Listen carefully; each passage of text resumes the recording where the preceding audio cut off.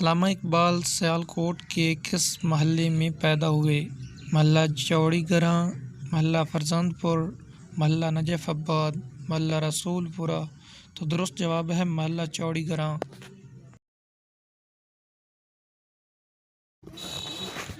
علامہ اقبال کے بڑے بیٹے کا نام؟ گلزار اقبال، آفتاب اقبال، جاوید اقبال، ظفر اقبال۔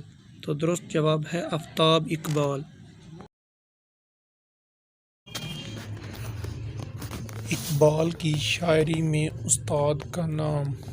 داغ دہلوی، حسن نظامی، سر سید احمد خان، راس مسعود۔ تو ان میں سے جو درست جواب ہے وہ ہے داغ دہلوی۔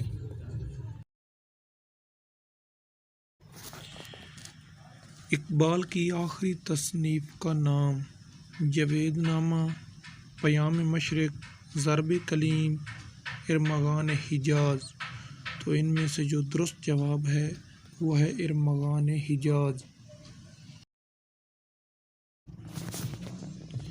اقبال کی مجموعہ کلام کی تعداد؟